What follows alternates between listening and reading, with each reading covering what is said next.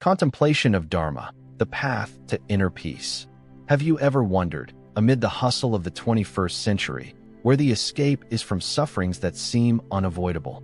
The weight of work presses on your shoulders, complicated relationships tangle your mind, and a quiet anxiety simmers from deep within. All of it feels like relentless waves crashing into our lives. We long for tranquility, a profound inner stillness where the noise of the outer world can no longer stir us. But how do we touch it when everything around us seems chaotic, when each passing day brings new challenges? Today, I'd like to explore with you a path that is neither a distant theory nor an exalted philosophy, but a simple and powerful practice. That is contemplation of Dharma. Contemplation, also known as vipassana in the Buddhist tradition, is the art of deeply observing what is happening within our body and mind.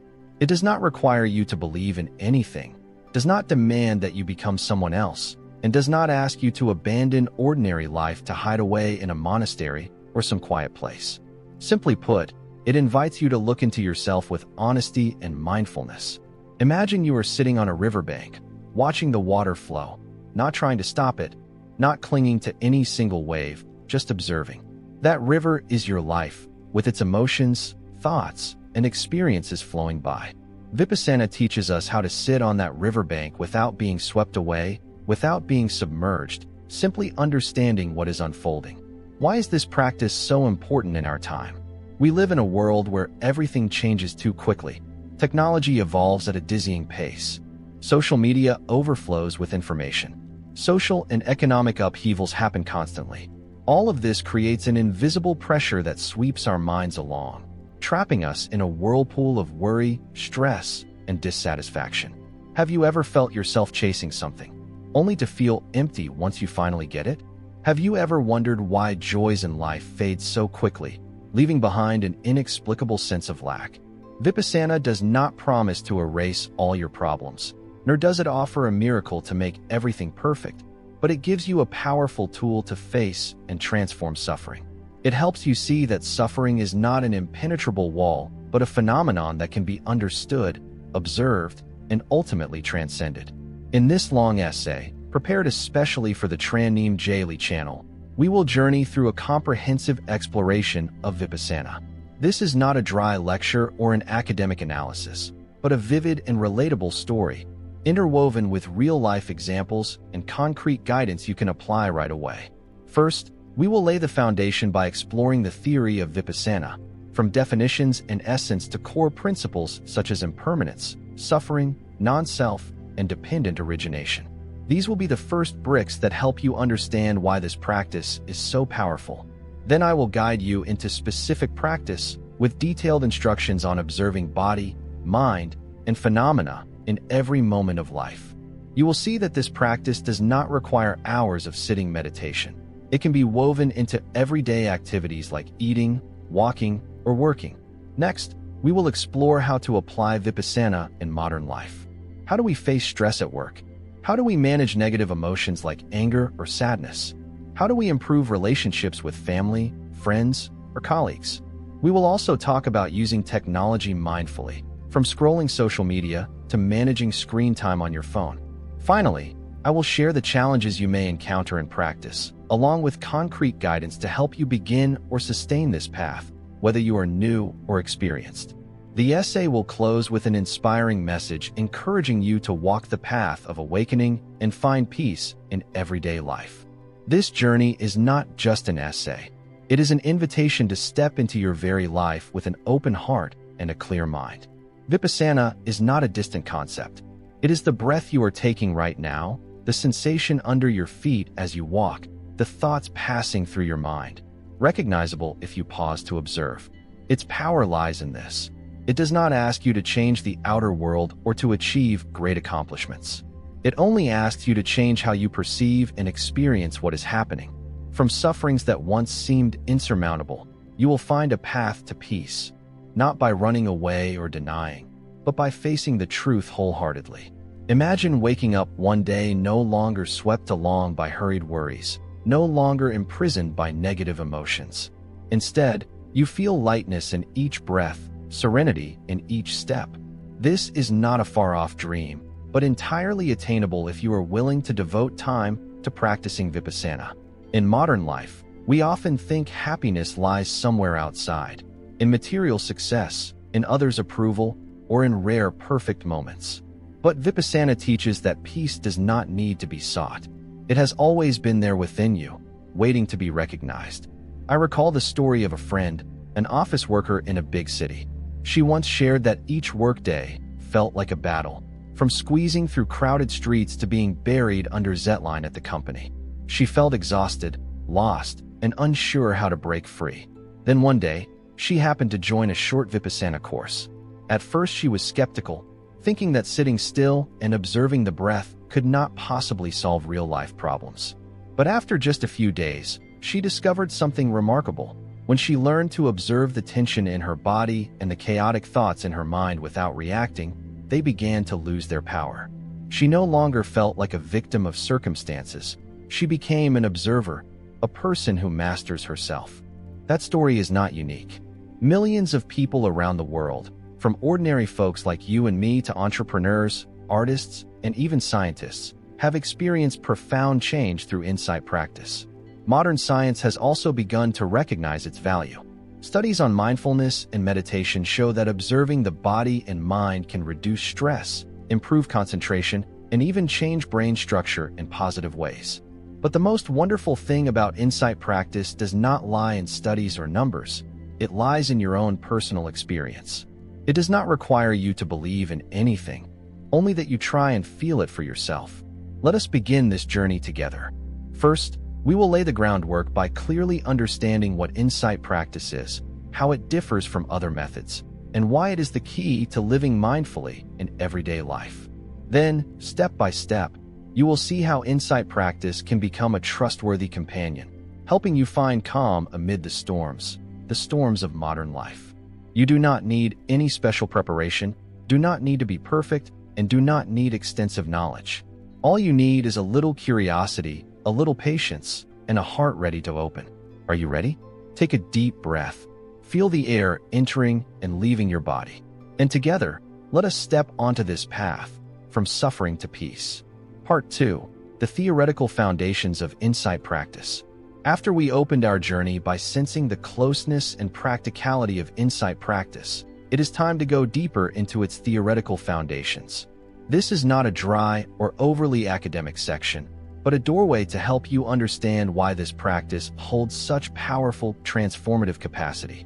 We will explore what insight practice is, its true nature, the core principles that give this practice its vitality, and finally the benefits it brings, not only in lofty ideals, but also in your daily life. Let us enter this section with an open mind, the way you would observe a new morning, unhurried, without judgment, simply listening and feeling. Insight practice, or vipassana in Pali, means seeing clearly or seeing deeply. But do not let the name make you think it is something complicated or far away. Simply put, insight practice is observing everything happening in your body and mind objectively, without adding or subtracting, without clinging, without resisting. Imagine you are watching a movie, but instead of getting carried away by the plot, you simply sit there, noticing each scene as it unfolds without letting emotions pull you along. That movie is your life, with thoughts, feelings, and experiences continuously arising and passing away. Unlike concentration meditation, or samatha, which focuses on calming and concentrating the mind by anchoring it to a single object like the breath or a mantra, insight practice does not try to control or soothe the mind directly. Instead, it invites you to face reality as it is. If your mind is agitated, you observe that agitation. If your body is tense, you attend to that tension. Nothing is right or wrong, and nothing needs to be changed immediately. Everything is simply observed. And through that observation, you begin to understand the nature of all things. What makes insight practice special is its directness and experiential quality. You do not need to believe in anything, memorize a thick book, or rely on someone else's teaching. All you need is yourself, your body and mind, right here and now. For example, when a wave of anger surges, instead of being swept away by it or trying to suppress it, you simply pause, breathe, and observe. You might notice heat in the chest, thoughts running through the mind like, Why did they do that to me? You do not need to do anything. Just look. And the wonder is that when you observe long enough, that anger begins to dissolve like a cloud drifting across the sky. I remember the first time I practiced insight seriously. I was sitting in a small room, trying to focus on my breath, but my mind would not settle. It jumped from one thought to another, from tasks for the day to nameless worries. At first I felt uncomfortable, thinking I was failing. Then I recalled the instruction, there is no need to force the mind to stop, just observe it. So I began to notice each thought and sensation without trying to change them. Surprisingly, after a while, my mind naturally slowed, not because I forced it, but because I stopped resisting it. That is the power of insight practice, a deep understanding born from personal experience, not from superficial theory. Now we will go deeper into the 4 core principles that underpin insight practice: impermanence, suffering, non-self, and dependent origination. These are not concepts to argue about or to believe blindly, but truths you can discover for yourself through practice. Everything in life changes. Nothing stays still forever. You can see this in your own body. The breath goes in and out. The heart beats and rests. Pleasant or unpleasant sensations come and go. Even things that seem stable, like a house, a relationship, or a job, will change over time. But we often cling to these things, hoping they will remain the same. And it is precisely this clinging that leads to suffering. When practicing insight, you will see impermanence clearly in each moment. For example, when you have a headache, instead of thinking, I will hurt forever, you observe that pain, noticing how it fluctuates, sometimes stronger, sometimes weaker, and eventually fades. Seeing impermanence helps you release clinging, and suffering diminishes. Next is suffering. Hayoka. Suffering is not only obvious pains like illness or loss, but also the underlying dissatisfaction present in every experience. Have you ever obtained something you wanted, a new phone or a wonderful vacation, only to feel empty afterward? That is suffering, a sense of incompleteness that accompanies all conditioned things. In insight practice, you do not try to avoid suffering, you observe it. You recognize that suffering is not a fixed thing, but a stream of sensations, thoughts, and reactions that constantly changes. For example, when you are sad, you might feel heaviness in your chest and tears welling up, but if you observe without identifying with them, you will see they do not last forever. The third principle is non-self, or anatta. We often think there is a fixed, independent I that controls everything in life. But when you look closely, you will see there is no such thing. The self is only a collection of ever-changing thoughts, feelings, and memories. Try looking into your mind right now. Thoughts are coming and going. Are they truly you? Or are they just passing phenomena? When you practice insight, you begin to recognize that attachment to a permanent self, the belief in an unchanging I, is the source of much suffering. When you no longer cling to that self, you feel lighter and freer. Finally, there is dependent origination, or paikasamupta, the principle of interdependence and causality. Nothing in life exists independently. Everything relies on conditions to arise. Your anger does not appear out of nowhere. It comes from a word, a memory, or a situation. Your breath exists thanks to air, lungs, and the body. When you observe deeply through insight, you see this web of connection clearly. For example, when you feel stressed about work, you may notice that the stress does not come only from a deadline, but also from the way you react, the expectations you set, and the surrounding conditions. Seeing dependent origination helps you stop blaming or clinging and simply understand. So what is the ultimate purpose of insight practice? In the Buddhist tradition, it is liberation from suffering and the attainment of nibbana, a state of unconditional peace. But you do not need to aim at such a lofty goal to begin. In everyday life, insight brings practical benefits you can feel right away. First, it helps reduce stress. When you observe the sensation of stress rather than fight it, you stop making it worse with negative thinking. It also improves concentration because you learn to anchor the mind in the present instead of letting it wander. Furthermore, insight nurtures compassion when you clearly see that others, like you, are caught in the cycles of impermanence and suffering. Most importantly, it helps you understand yourself, and from that understanding you live more peacefully. For example, when you recognize that anger is not you but only a passing state, You no longer let it control you. Insight is not only a spiritual practice, but a way of living. It teaches you to face life with awareness instead of being carried away by unconscious habits. In the next section, we will go into detail on how to practice insight using the objects of body, feelings, mind, and phenomena, so you can apply it immediately in your life. Please continue with me. With each step, you will more clearly see the power of insight to bring peace into ordinary days. Part 3. Practicing Insight, the Objects of Observation. We have laid a solid foundation by understanding what insight is, its nature, and its core principles of impermanence, suffering, non-self, and dependent origination. Now it is time to move to the most important part, practice.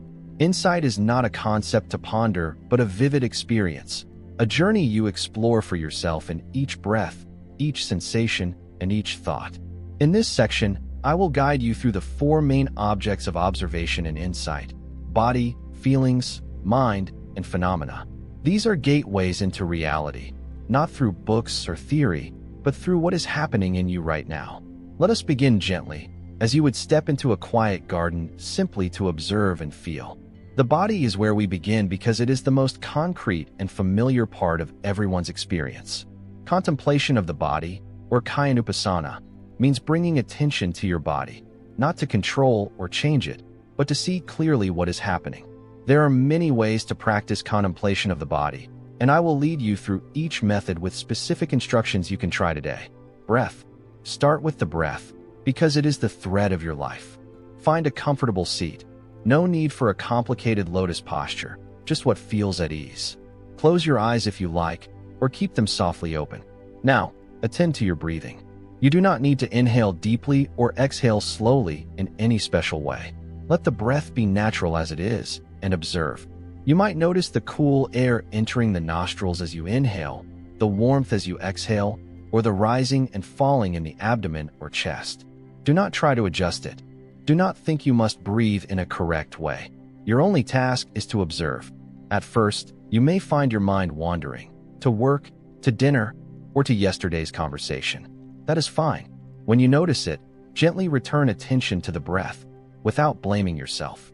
The breath is a wonderful anchor because it is always there, always happening, and always changing. You will see that no 2 breaths are exactly the same. They come and go, clearly revealing the impermanence we discussed earlier. What are the benefits of anchoring the mind in the breath? It helps you calm down, focus, and gradually sense the deep connection between body and mind. Postures. Next, expand observation to the body's postures. Walking, standing, lying down, and sitting. You do not need to sit in meditation all day to practice insight. Try it right now as you read these lines. You are sitting, right? Notice the feeling of your body on the chair, the pressure under the hips, how your back rests somewhere or curves slightly forward. When you stand up, feel the movement in your legs, the contact of your feet with the ground. When you walk, be aware of each step, the lifting and placing of the foot, the air brushing the skin. I remember practicing mindful postures while walking in a park. Instead of letting my mind drift into worries, I attended to each step. I felt the coolness of the grass underfoot, the rhythm of the breath matching the steps, and, gradually, a quiet peace seeped in. The wonderful thing is that you can do this anytime, on your way to work, at the supermarket, or simply walking from the living room to the kitchen. Each step, each posture, is a chance to be aware. Now, go a little deeper. Observe the body through the 4 elements: earth, water, fire, and air. The earth element is solidity, like bones and muscles. The water element is fluids, such as blood and sweat. The fire element is temperature, the warmth or coolness in the body. The air element is movement, like the breath or heartbeat. Sit still for a moment and feel. You may notice the hardness of your bones as you sit, the flow of blood in your vessels, warmth in your hands, or the current of air passing through your nose. See clearly that the body is not a fixed entity, but a constantly changing combination of these elements. This helps you release attachment to the body, recognizing its impermanence and non-self, an insight cultivated in impurity contemplation. Finally, a more sensitive yet very profound method is contemplation of impurity, asubha. This is not to feel disgust toward the body, but to break attachment to outward beauty. You can imagine that your body is not only smooth skin or shiny hair, but also blood, sweat, and internal organs. Things not so pleasant. Do this gently and carefully. For example, when brushing your teeth, reflect on saliva and the decomposition of food in the mouth. The purpose is not to hate the body, but to see that it is not the eternal self you usually cling to. As craving diminishes, the mind becomes lighter. Moving to feeling contemplation, we shift attention to sensations in the body and mind. There are 3 types of feeling: pleasant, unpleasant, and neutral. Each day you experience hundreds of sensations, yet rarely notice them clearly. Now try observing. If you are sitting, you might feel neutral pressure under the hips, an unpleasant itch on the hand, or the pleasant coolness of the air. Your task is to recognize them as they arise, persist, and pass away. For example, when eating something delicious, attend to the pleasant feeling, the sweetness on the tongue, the sense of satisfaction inside. But do not stop there. Observe how long it lasts. You will see that joy quickly fades, giving way to a neutral feeling or even a desire to eat more. When you have a headache, instead of thinking, "I'm suffering," observe the pain, where it stabs, whether it is strong or weak, how it changes. What matters is not to identify with the feeling, not "I am in pain" or "I am happy," but to regard these as phenomena that come and go. I once practiced feeling contemplation when my back hurt after a long workday. Instead of getting irritated, I sat down and observed. I noticed the pain was not a solid block. It changed, now sharp, now easing. When I did not resist it or let the mind exaggerate it with negative thoughts, it lost its force. Through feeling contemplation, you see the impermanence of all sensations, and clinging or resistance dissolves. Next comes mind contemplation, where you observe mental states. Your mind may be greedy, angry, deluded, or, conversely, calm and lucid. Try it now. What is the mind like at this moment? Perhaps a touch of curiosity about what you are reading? Or worry about something you need to do? Your task is to recognize the state without judgment, not "I shouldn't worry" or "I must be calm." Just observe. For example, when you are angry, notice how the mind contracts and heats up, and how negative thoughts run through it. Do not try to chase them away, nor let them carry you off. Just look, and you will see them change, from strong to weak, and then vanish. I have observed my mind when distracted at work. Instead of blaming myself, I recognized restlessness, jumping from one idea to another. When I observed without intervention, it gradually slowed. Seeing the mind's impermanence helps you stop being swept along by it. Contemplation of phenomena, dhammas, is a wide gateway where you not only observe what occurs in body, feelings, and mind, but also look deeply into the nature of phenomena themselves. This is the most profound aspect of insight practice, where you face mental obstacles, cultivate wholesome qualities, and see life's truths through direct experience. In this part, I will guide you through 5 main aspects: the 5 hindrances, the 7 factors of awakening, the 4 noble truths, the 5 aggregates, and the 6 internal and external sense bases. We will explore each in detail with concrete examples you can apply right away. The 5 hindrances are major mental obstacles, like clouds covering the clear sky of awareness. They are sensual desire, ill will, sloth, torpor, restlessness, remorse, and doubt. These states are not foreign. They appear in our lives every day, often so subtly that we miss them. The task of insight practice is not to eliminate them instantly, but to observe, recognize, and understand their nature so they no longer control you. Sensual desire is the craving and wanting that moves toward things bringing pleasure or comfort. Think of the moment you see a delicious dish on the table, say, a fragrant pastry, and your mouth waters while the mind thinks, "I want to eat it right now." That is sensual desire. It is not limited to food. It includes the yearning for praise, a new phone, or a perfect vacation.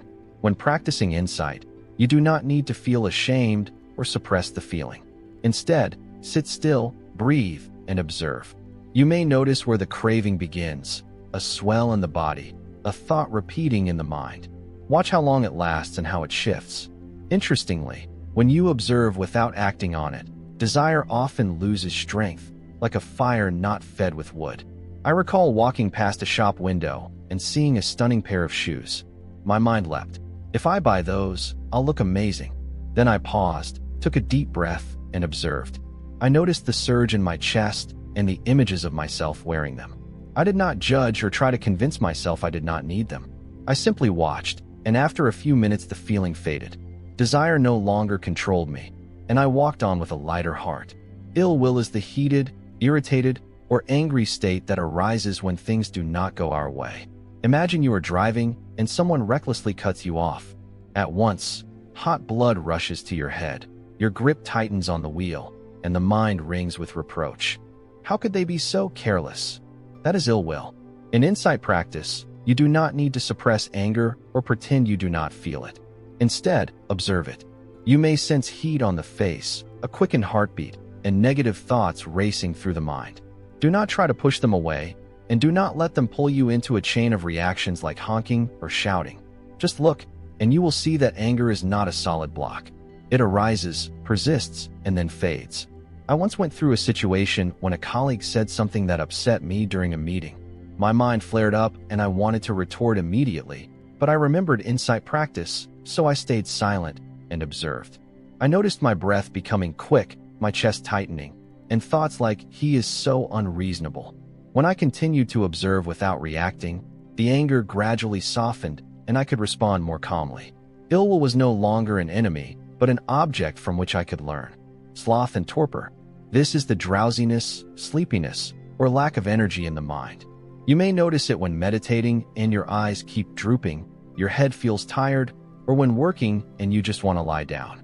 In insight practice, instead of blaming yourself for being lazy, observe the state. You might notice heaviness in the eyelids and sluggishness in thought. Do not fight it by immediately drinking coffee. Pay attention to where it comes from.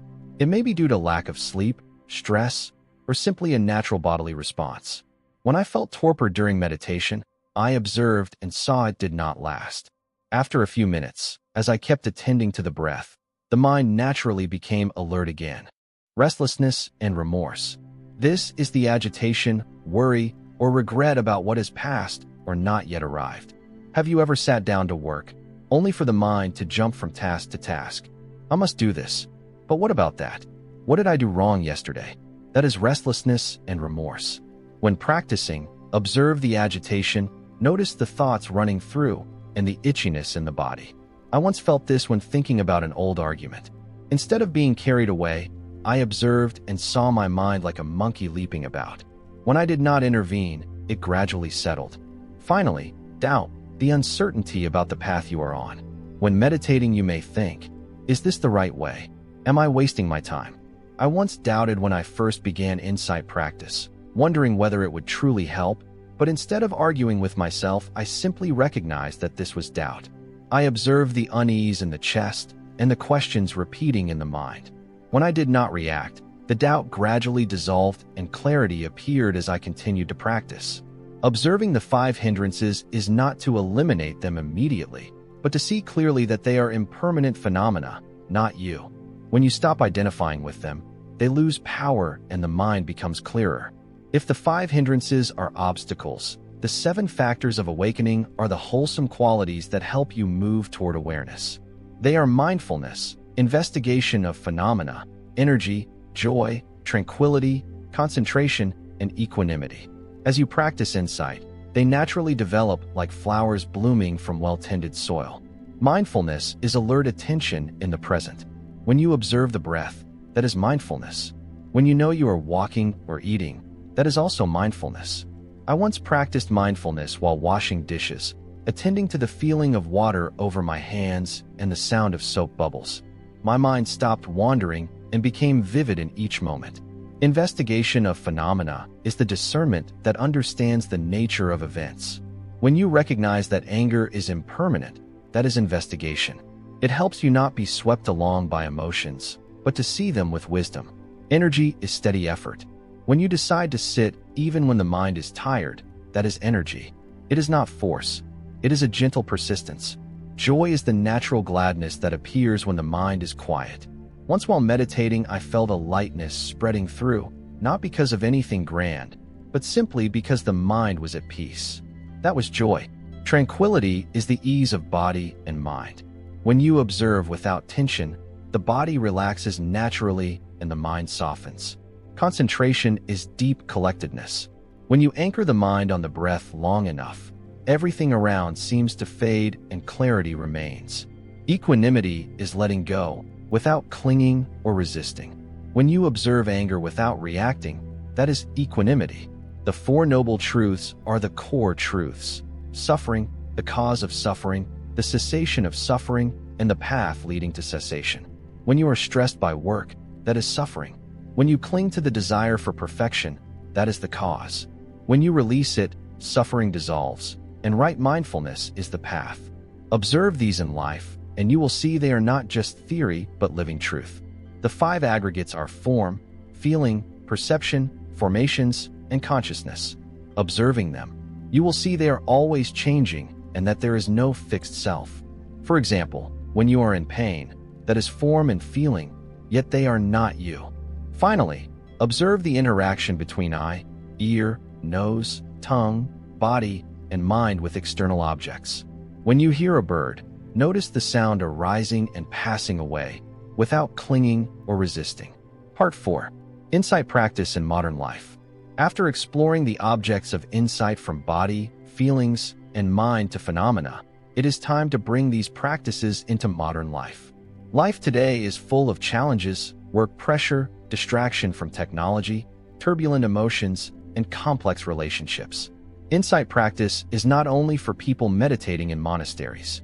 It is a living, practical tool that can help you find peace in the rushing stream of life. In this section, I will guide you through 7 concrete areas, from facing stress, practicing mindfulness in daily activities, managing emotions, improving relationships, using technology with awareness, overcoming the hindrances, to cultivating the 7 awakening factors. Let us begin with small steps to see that insight practice is not only theory, but a companion in each of your moments. Modern life seems inseparable from stress. You wake up to dozens of emails that need replies, work deadlines hanging over your head, and worries about family or finances constantly knocking at the door of your mind. Stress is not just a passing feeling. At times it becomes a permanent part of your day, leaving you exhausted, irritable, and directionless. Insight practice does not promise to erase every pressure in your life, but it helps you face them differently, no longer a victim but a clear-sighted observer. Begin with mindfulness of breathing. When you feel stressed, for example when your boss suddenly assigns an extra task, pause for a moment. Find a quiet corner if possible, or simply sit at your desk. Breathe naturally and attend to the in-breath and out-breath. You do not need to slow it down or make it deeper. Just observe. You may notice the cool stream of air in the nostrils, the rising and falling of the abdomen. When the mind runs after thoughts like, "There is no way I can finish this," gently recognize them and return to the breath. In just a few minutes, you will see that stress is no longer a towering wall, but a sensation you can observe and let pass. I remember having to prepare an important presentation under very tight time pressure. My mind was in turmoil and my body as tense as a drawn string. Instead of plunging into the work in panic, I sat down and practiced mindfulness of breathing. I observed the anxiety in my chest and the thoughts racing through my head like, "What if I fail?" I did not try to push them away. I just watched. The wonder was that after about 10 minutes, my mind calmed. I still had to work, but with far more composure and focus. Mindfulness of breathing does not make deadlines disappear, but it keeps you from being swept away by pressure. Another way is contemplation of mind. When you are stressed, attend to the state of your mind. Is it anxious, restless, or angry? Recognize it without judgment. This is anxiety. Observe how it affects the body. A quickened heartbeat, tightened shoulders, clenched hands. See clearly that stress is impermanent. It comes and it goes. It is not a fixed part of you. For example, when you face pressure from social media and feel not good enough while seeing others display successes, observe the envy or insecurity. Do not let it pull you into the spiral of comparison. Just look, and you will see it fade when it is not fed.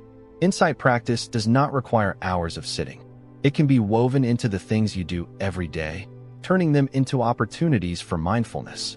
Consider how much time you spend eating, walking, talking, or doing housework. If you practice mindfulness in those moments, your life becomes a school of awakening. When eating, try mindful eating. Instead of eating while looking at your phone, attend to each bite. Notice the aroma of rice, the sweetness of vegetables, the feeling of chewing. When I practiced mindful eating, I realized I often ate too fast and did not truly savor food. By observing, I not only slowed down, but also felt the simple joy of an ordinary meal. This also helps you avoid overeating out of habit, because you clearly recognize the feeling of fullness. When walking, practice mindfulness of postures. You do not need a park or forest. From the living room to the kitchen is enough. Attend to each step, the contact of the feet with the ground, the body's movement.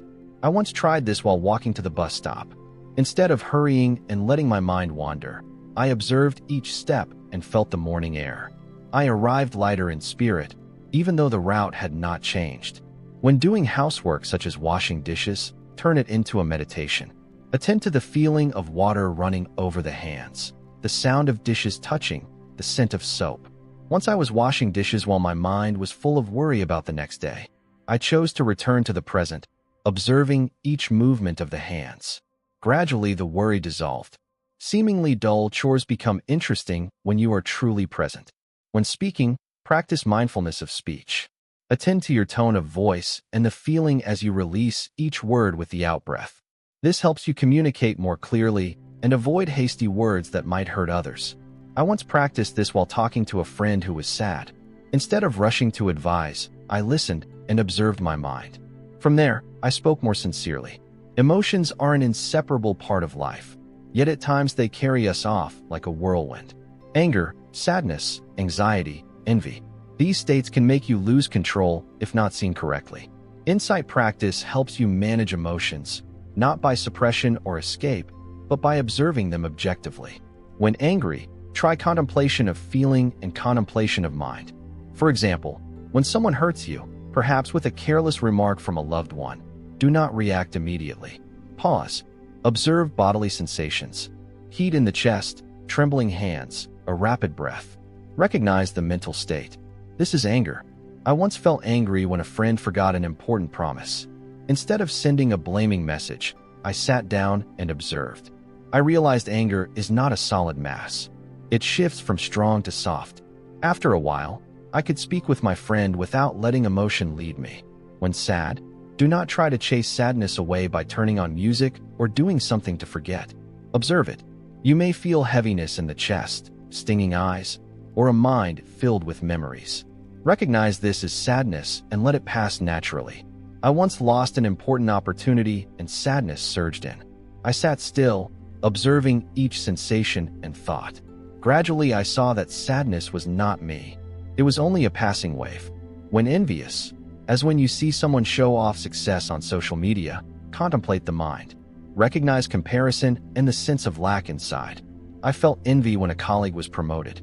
Instead of letting it smolder, I observed and clearly saw that envy arose from clinging to the idea, I must be better. When I let go, the feeling dissolved and I could congratulate them sincerely. Relationships are an indispensable part of our lives. Family, friends, colleagues, and those we meet in passing.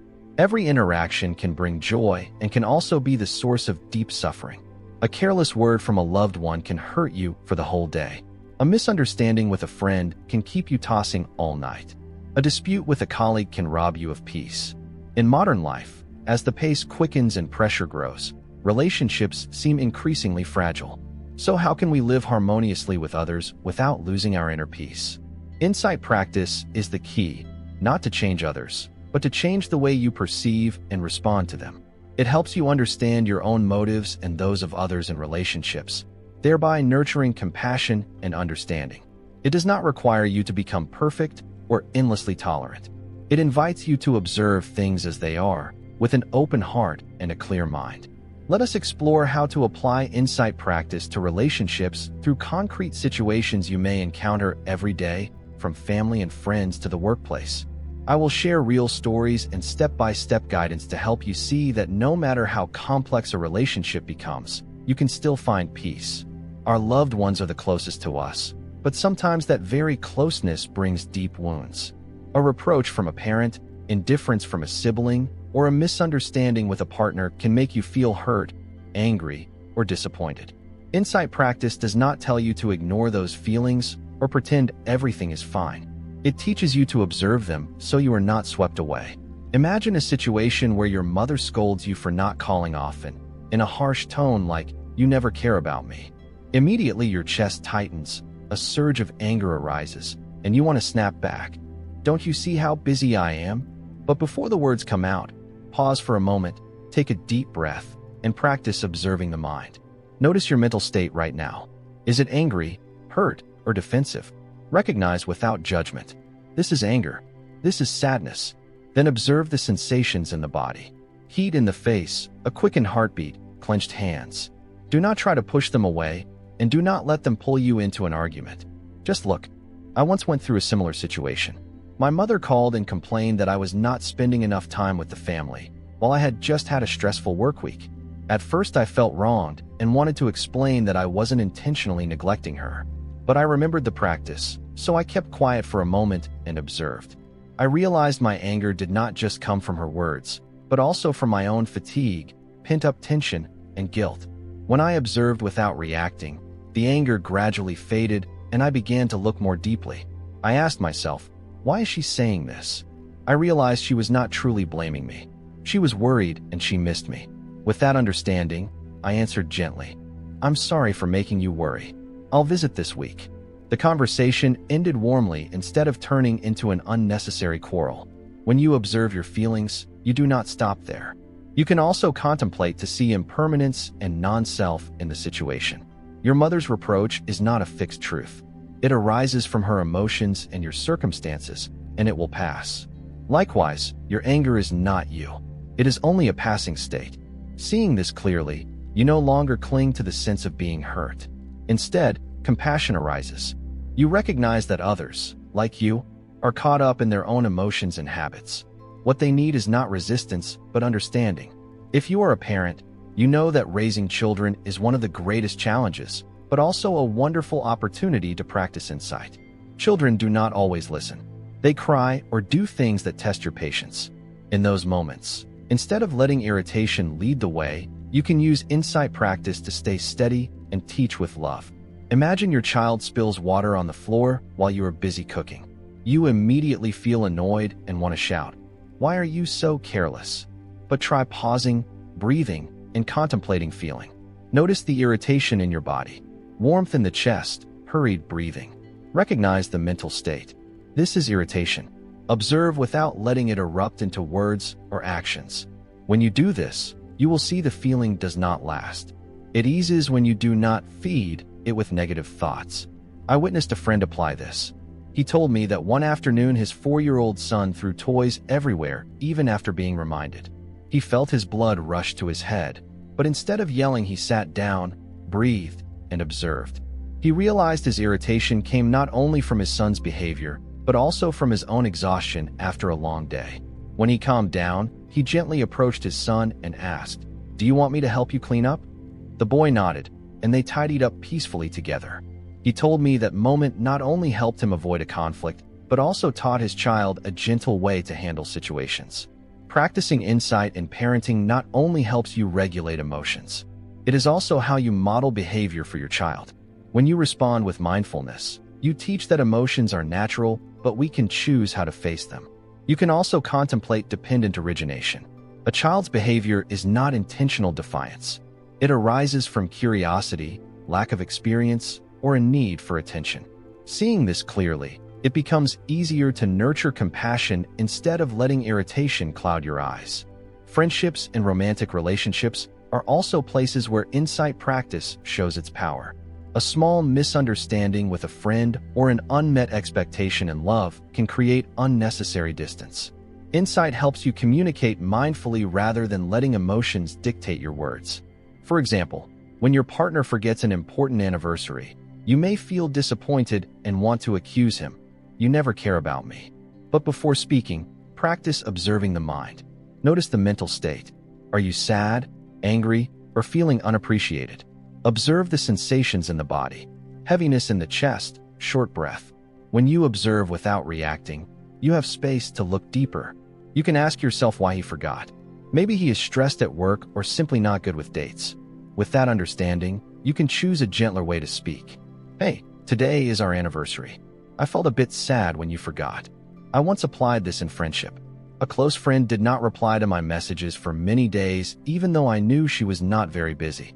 I felt abandoned and wanted to send a long, reproachful text. But I paused and observed my hurt. I realized it arose not only from her actions, but also from my expectation that she should always be there when I needed her. When I practiced insight, I saw that her behavior had its own causes. Perhaps she was going through something difficult. I sent a short message. Are you okay? I'm a bit worried since I haven't heard back from you. It turned out she was having a terrible week, and my message opened a sincere conversation instead of a fight. Finally, insight practice is very useful in professional relationships. Colleagues, managers, or clients can sometimes stress you out because of differences in the way they think or act. For example, when a coworker repeatedly interrupts you in a meeting, you may feel disrespected and want to react sharply. But try observing the mind. Recognize the irritation and watch it without letting it explode. See that their behavior is not necessarily a personal attack. It may arise from haste or inattention. I once worked with a colleague who often criticized my ideas. At first I felt irritated and thought he did not respect me. But when I practiced insight, I observed my discomfort and realized it came from clinging to the idea that I must be recognized. When I let that go, I began to listen to him more and saw that his critiques were actually meant to improve our shared work. I responded with calm, and gradually our relationship improved. Whether in family, friendship, love, or work, insight practice helps you develop compassion and understanding by seeing clearly impermanence and non-self. Everyone around you, just like you, is carried along by their own emotions, habits, and circumstances. When you observe without judgment, you no longer see them as the source of your suffering, but as people trying to live as well as they can. From there, it becomes easier to forgive, to let go, and to build more resilient relationships.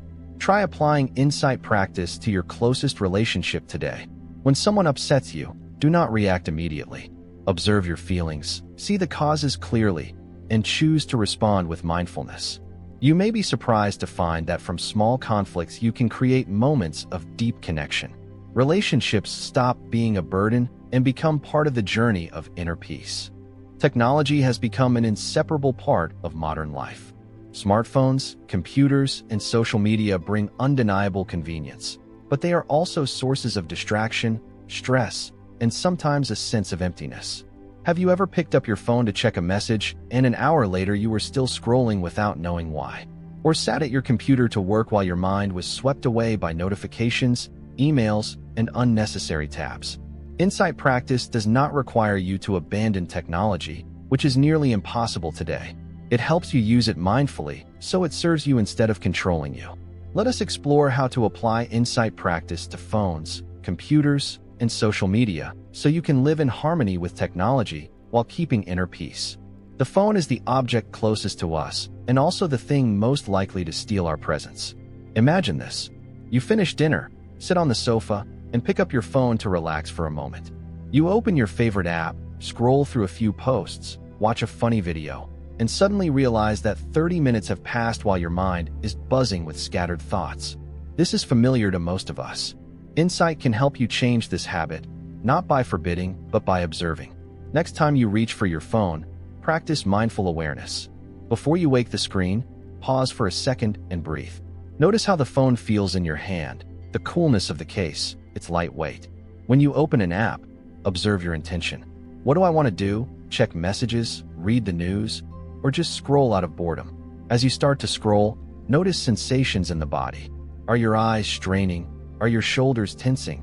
Has your breath changed? Observe your mind. Is it excited, restless, or starting to compare when you see other people's images? I used to doom scroll every evening. One day I decided to practice mindfulness with my phone. As I scrolled through posts, I noticed my body leaning forward, my eyes tightening, and my mind growing envious when friends showed off trips. I stopped, breathed, and asked myself, what am I looking for here? I did not judge myself, I just observed, and the surprising thing was that after a few minutes I put the phone down without feeling forced. Mindful awareness helped me see that scrolling did not truly relax me as I had imagined, and sometimes left me more tired. You can also set mindful limits. For example, Before using your phone, tell yourself you will spend 15 minutes. During that time, observe your sensations and thoughts. When the time is up, notice whether you want to continue. If you do, ask why. This not only reduces unconscious screen time, but also helps you take ownership of your intention. The computer is essential for work, study, and entertainment, yet it easily pushes you into stress or distraction. Think of a time you opened your computer to write a report, but got pulled into email, news, or an unexpected video. Insight practice can turn computer time into an opportunity to cultivate mindfulness. When you sit at your computer, begin with contemplation of the body. Notice your posture. Is your back upright? Are your shoulders relaxed? Are your feet comfortable? Many of us sit for hours without noticing how tense the body has become. I once worked to the point of shoulder pain without realizing it. Only when I practiced body awareness did I notice my shoulders were bracing and my breath was shallow, and once I adjusted my posture, I felt much better. Next, observe the mind while working. When you open a document or reply to an email, notice your mental state. Is it focused, anxious, or scattered? If you find yourself swept up in the thought that you must work faster, recognize that as pressure and watch it without being carried away. For example, when I write a long piece, I often feel deadline stress. I pause, observe the breath, notice the agitation, and then return to the task with more calm. You can also practice feeling contemplation while using the computer. Notice eye strain, a stiff neck, or the pleasant ease when you complete a task. This helps you avoid getting lost in work and forgetting to care for yourself. I tried this while editing a long video. Instead of pushing non-stop until exhaustion, I noticed the fatigue in my hands and chose to rest when needed. As a result, I worked more effectively without overload. Technology affects not only time, but also emotions and the mind. Social media can stir envy, the news can provoke anxiety, and video games can lead to sleeplessness. Insight practice helps you recognize these effects without getting swept away. When scrolling social media, practice feeling and mind contemplation. Notice the twinge of envy when you see someone flaunt a perfect life, or the insecurity when you compare yourself to them. I used to feel down when I saw a friend post luxurious travel photos. Instead of letting it simmer, I observed a slight heaviness in the chest and the thought that I am not as good as they are. When I did not react, the feeling dissolved and I could smile at my friend's success. When reading negative news, such as an accident or a conflict, observe your reactions. Do you feel anxious or afraid? Recognize this as insecurity. See clearly that these emotions arise from external information, not from who you are, and that they will pass. This helps you avoid being pulled into a spiral of negativity. Practicing insight with technology not only reduces distraction, but also brings freedom. You are no longer a slave to the screen, but become the one in charge, knowing when to stop and when to continue. Try it today. When you pick up your phone or sit at your computer, pause and observe for a moment before you begin. You will find that technology is no longer an enemy, but a part of life you can live with mindfully. The 5 hindrances, sensual desire, ill will, sloth and torpor, restlessness and remorse, and doubt, are psychological obstacles that anyone can encounter in daily life. They are like clouds that veil your clarity, causing you to lose peace and mindfulness. The beauty of insight practice is that it does not demand you eliminate them immediately, but helps you recognize, observe, and transform them into opportunities to cultivate mindfulness and wisdom. Let us go through each hindrance with real-life situations and ways to apply insight to overcome them. Sensual desire is the craving for pleasure or comfort. You can notice it when standing before a pastry counter, when scrolling social media and wanting to buy something new, or when thinking about resting instead of working. Desire is not evil, but if left unchecked, it can make you act on impulse and regret it. Imagine you are hungry and see a cake on the table. Immediately, you want to eat it, even though you just finished a meal. Instead of diving in, practice insight. Sit down, breathe, and contemplate feeling. Notice the craving, saliva gathering, the stomach tightening slightly. Observe the mind and recognize this as desire. Watch without acting, and you will see that the urge does not last. I once craved ice cream while dieting. Instead of eating it right away, I observed, and after a few minutes the craving faded without any inner struggle. I will arises when something does not go your way. When someone cuts in front of you at the supermarket, when traffic is jammed, or when you hear a harsh remark, anger can flare instantly. Insight practice helps you avoid being swept along. For example, you are driving and someone cuts you off. Your face heats up and you want to honk loudly. Pause for a moment and observe the mind. This is ill will. Notice the bodily sensations, clenched hands, rapid breathing. Do not judge, just look, and you will see it cool down. I once got irritated when a stranger bumped into me without apologizing. I observed the anger and realized it came from a desire to be respected. When I did not feed it, it quickly dissolved. Sloth and torpor is drowsiness, sluggishness, or low energy. You may feel it when waking late yet still tired, or when your mind drifts while working. Insight helps you recognize and gently move through it. When you sit down to work and your eyes start drooping, do not scold yourself for being lazy. Observe the body and notice the heaviness in the head and the sluggishness of the body. Observe the mind. This is sloth and torpor. I once felt dull while preparing a presentation. I observed, stood up to walk a little, and continued with greater alertness, without forcing myself. Restlessness and remorse is agitation, worry, or regret. You may feel it when thinking about a past mistake or when your mind jumps from one thing to another without focus. Insight helps you settle it. When you worry about an upcoming meeting, observe the mind. This is restlessness and remorse. Notice the fluttering in the head and the uneasy sensations in the body. I once regretted something I said in a conversation. Instead of letting it haunt me, I observed and recognized it as a passing thought, not a fixed truth. Doubt is uncertainty, such as wondering whether you are practicing insight correctly or making the right decision. Observe the mind. This is doubt. Notice the insecurity and the repetitive questions. I once doubted whether mindfulness would help me, but as I observed, I saw the doubt fade when I kept practicing. Overcoming the 5 hindrances is not a battle, but a journey of observation. When you recognize them and let them naturally dissolve, you turn them into opportunities to grow in mindfulness. The 7 factors of awakening: mindfulness, investigation of phenomena, energy, joy, tranquility, concentration, and equanimity, are positive qualities that lead you toward awakening. They are not things you have to strain to attain. They naturally develop when you live with insight. Let us explore how to cultivate them in everyday life so each moment becomes a step on the path of peace. Mindfulness is present moment awareness. When you wash dishes and attend to the water flowing over your hands, that is mindfulness. When you walk and feel each step, that is mindfulness too. I once practiced mindfulness while making tea, sensing the warmth of the cup and the rising fragrance, and felt my mind come alive. Investigation of phenomena is discerning the nature of things.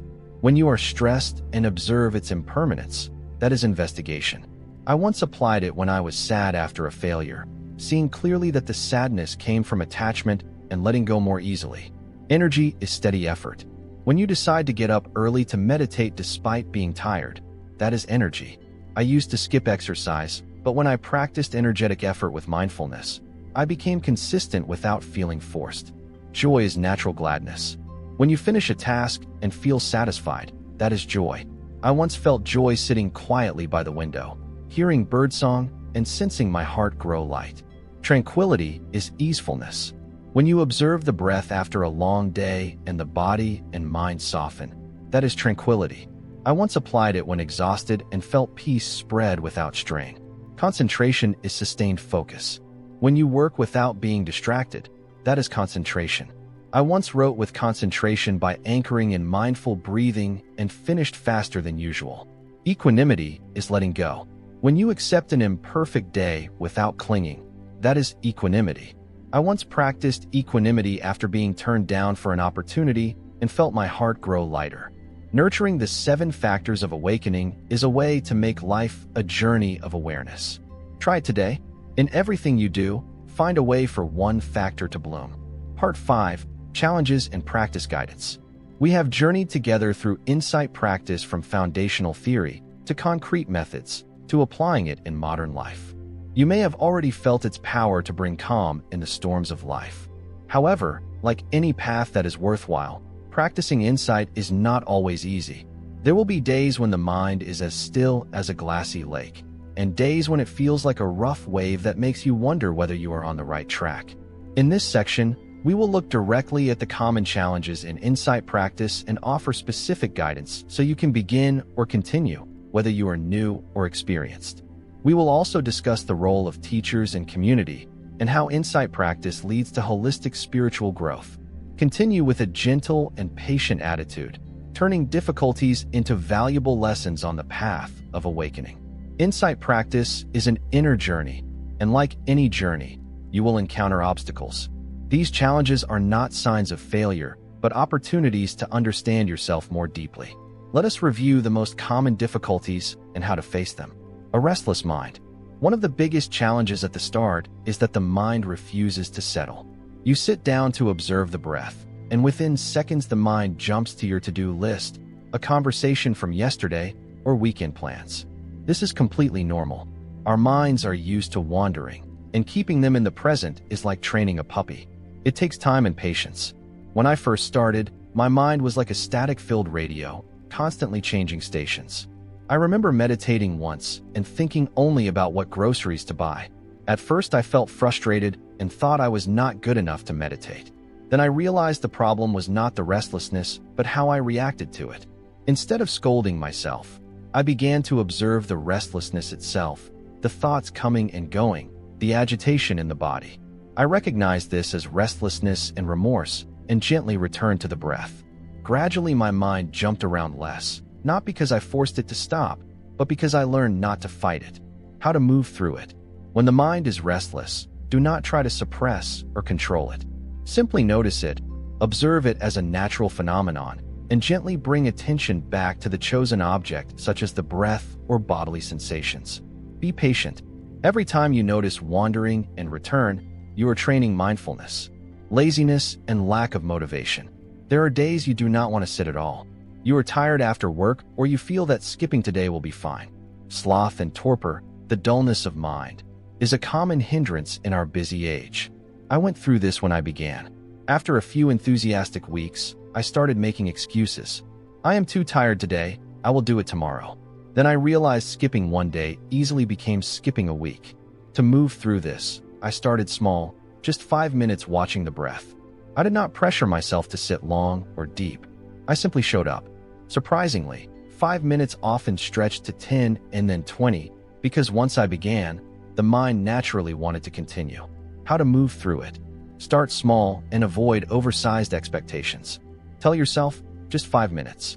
Observe the bodily feeling of laziness, the heaviness and sluggishness, and treat it as the practice object. When you move through even a little resistance, confidence grows. Doubt. Another common hindrance appears. Does insight practice really help? Am I doing this correctly? Or am I wasting time?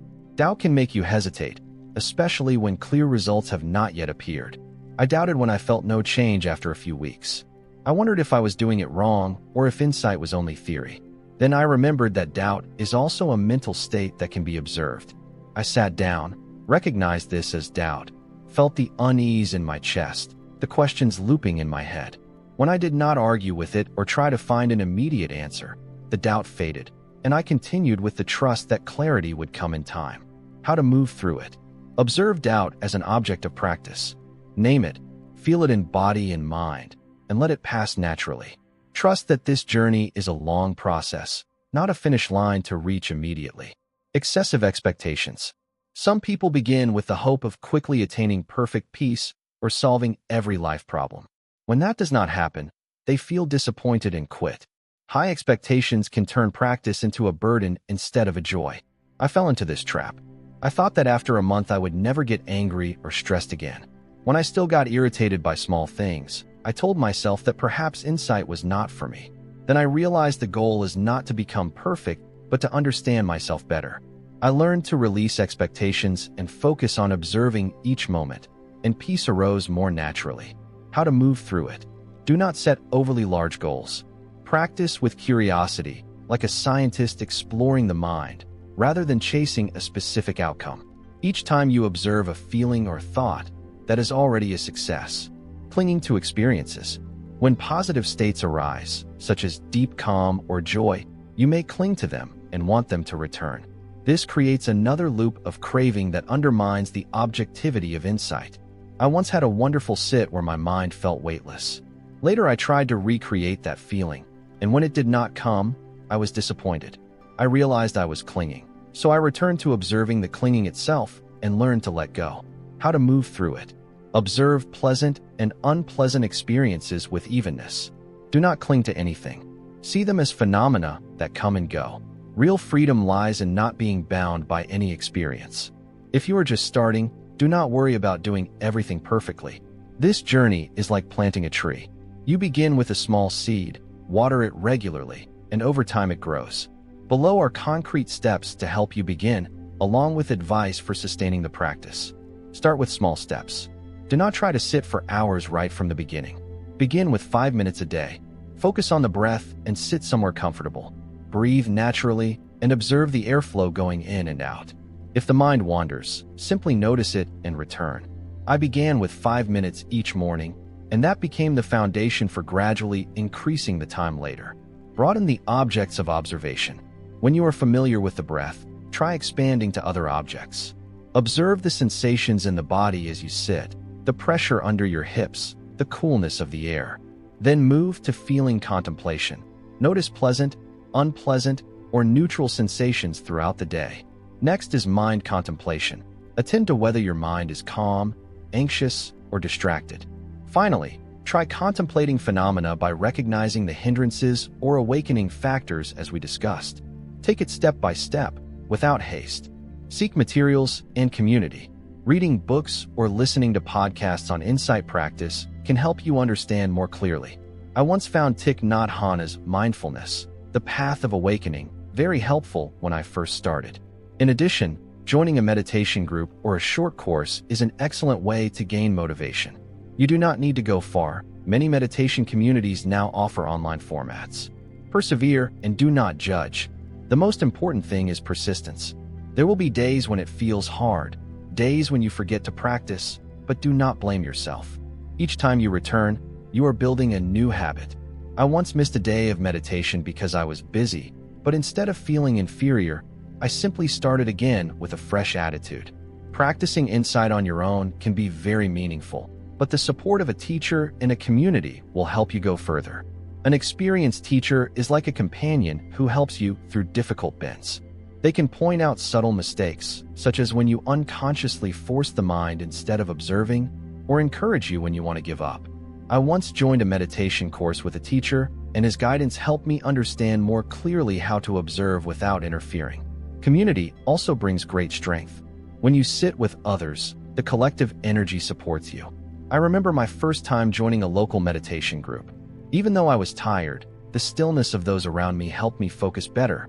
You can look for a nearby group or join online meditation sessions if in-person is not possible. Insight practice is not merely a stress reduction technique, but a path to comprehensive growth and liberation. It connects with other aspects of spiritual life: morality, sila, concentration, samadhi, and wisdom, panna. As you practice insight, you not only understand yourself more clearly, but also see your interconnection with the world around you. You live more authentically, more compassionately, and gradually let go of the bonds of greed, aversion, and delusion. For example, when I observe my anger through insight, I not only move through it, but also recognize that anger arises from clinging to the self. This leads me to live more gently with others, no longer so easily provoked. Insight is a long journey, but every step brings you closer to true freedom. We have traveled a long and profound path to explore the power of insight in modern life, from pains that seemed insurmountable to a stable inner peace. From the opening, where we asked how to find calm amid a hectic pace, to grasping the theoretical foundations, to concrete practice with objects like body, feelings, mind, and phenomena, then applying insight to practical aspects of today's life, and finally facing challenges with guidance to sustain the path. Now it is time to look back over the whole journey, summarize what is most important, and close with an inspiring note so you can keep walking the path of awakening. Let us end this section with an open heart, just as you began listening to this story. Insight practice vipassana is not only a meditation technique, but a way of living, an art of deeply observing what is happening in body and mind without clinging or resisting. We have seen that the power of insight lies in its directness and experiential nature. You do not need to believe anything. You only need to experience and discover for yourself. Through core principles such as impermanence, suffering, non-self, and dependent origination, you understand that everything in life changes, that suffering is not a fixed entity, and that there is no immutable self to cling to. This is not mere theory, but a truth you can verify with each breath, each sensation, each thought. We have learned to practice insight through 4 primary objects: contemplation of the body, knowing the body through the breath, postures, and the 4 elements; contemplation of feelings, observing pleasant, unpleasant, and neutral sensations; contemplation of the mind, recognizing mental states like greed, anger, and delusion; and contemplation of phenomena, seeing clearly the hindrances, the awakening factors, or deeper truths like the 4 Noble Truths. These practices do not require you to leave ordinary life. They can be woven into everyday activities, from washing dishes and walking to facing work stress or managing emotions. In modern life, insight becomes a precious companion. It helps you face pressure with calm, turn daily activities into opportunities for awareness, manage emotions without being swept away, improve relationships with compassion, use technology consciously, move through hindrances like sensual desire or ill will, and cultivate the 7 factors of awakening to live more peacefully. Whether you face crushing deadlines, family conflicts, or the distractions of social media, insight offers a tool not merely to survive, but to live fully amid those challenges. We have also looked honestly at difficulties, a restless mind, laziness, doubt, and excessive expectations. Yet these very challenges are lessons that foster patience and maturity. With specific guidance, start from small steps, small openings, and expand gradually. Seek support from community. You can make insight practice a natural part of life, leading to comprehensive spiritual development where morality, concentration, and wisdom interweave to bring true freedom. Now I would like to offer you a heartfelt invitation. Begin or continue practicing insight today. You do not need to wait for enough time, the perfect space, or a flawless mind. Insight practice is entirely feasible. It begins right where you stand, with exactly what you are experiencing. If you have never tried, spend 5 minutes this morning sitting quietly, observing the breath, and feeling the life in each stream of air coming in and going out. If you have practiced, but sometimes falter, return with a fresh attitude, without pressure, simply observing. Remember that the benefits of insight do not lie in grand results appearing at once, but in small gradual changes. You may find yourself less irritable in traffic or feeling lighter when facing a busy day. You may smile at yourself when you notice the mind wandering without self-blame. Every moment you live with mindfulness is a gift you give yourself, a step toward peace in everyday life. I believe you have the inner strength to do this. You do not need to be a meditation master or a perfect person. All you need is a little curiosity, a little patience, and a heart ready to open. Try it, and you will see that insight practice is not only a practice, but a companion, always there to remind you that no matter how chaotic life becomes, peace remains within reach. The journey of insight does not stop at reducing stress or living better in the present. It is a path that leads you to deeper layers of awakening, where you not only understand yourself, but also see a profound connection with the world around you. When you observe impermanence, you let go of clinging. When you see non-self, you open to compassion. When you live with mindfulness, you live each minute fully, not letting life pass by in unconsciousness. Finally, I want to end with an image. Imagine you are standing on the shore, watching waves come and go. Life is the same, full of ups and downs, joys and sorrows. Insight does not make the waves stop, but it helps you stand firm on the shore, observing them with calm and wisdom. And as you go deeper, you will realize that the shore is not only where you stand, but where you merge into the vast ocean of life, where all suffering dissolves and gives way to liberation. Walk this path not with haste, but with hope and trust.